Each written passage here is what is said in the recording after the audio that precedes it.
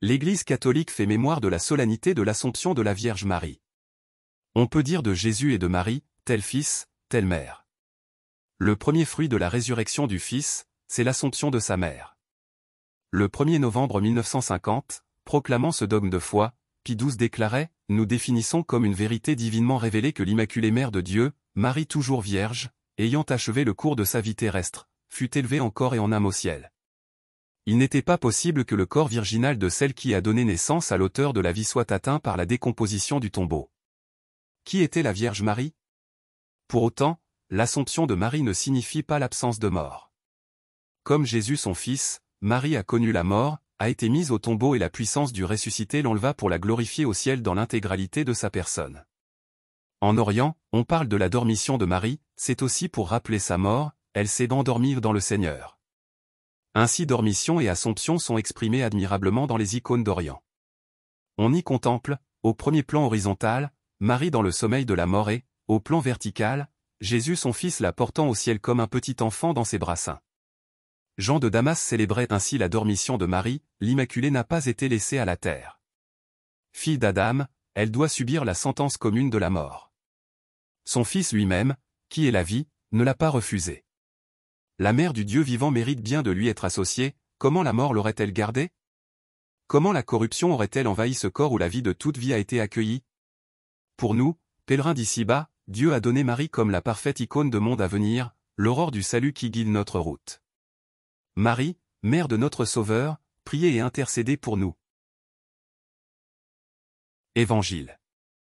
Le puissant fit pour moi des merveilles, il élève les humbles. Alléluia. Alléluia. Aujourd'hui s'est ouverte la porte du paradis. Marie est entrée dans la gloire de Dieu. Exultez dans le ciel, tous les anges. Alléluia. Évangile de Jésus-Christ selon saint Luc. En ces jours-là, Marie se mit en route et se rendit avec empressement vers la région montagneuse, dans une ville de Judée. Elle entra dans la maison de Zacharie et salua Élisabeth. Or, quand Élisabeth entendit la salutation de Marie, l'enfant tressaillit en elle. Alors, Élisabeth fut remplie d'Esprit Saint et s'écria d'une voix forte. Tu es bénie entre toutes les femmes. Et le fruit de tes entrailles est béni. D'où m'est-il donné que la mère de mon Seigneur vienne jusqu'à moi?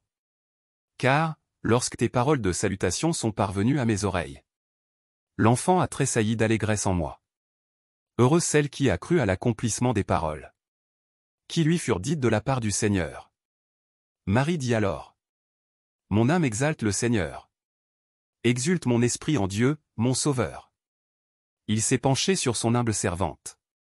Désormais tous les âges me diront bienheureuse. Le Puissant fit pour moi des merveilles. Saint est son nom.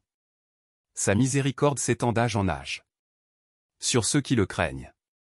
Déployant la force de son bras, il disperse les superbes. Il renverse les puissants de leur trône. Il élève les humbles. Il comble de bien les affamés. Renvoie les riches les mains vides. Il relève Israël son serviteur. Il se souvient de son amour, de la promesse faite à nos pères, en faveur d'Abraham et sa descendance à jamais. Marie resta avec Élisabeth environ 3 mois. Puis elle s'en retourna chez elle. Acclamons la parole de Dieu. Louange à toi Seigneur Jésus.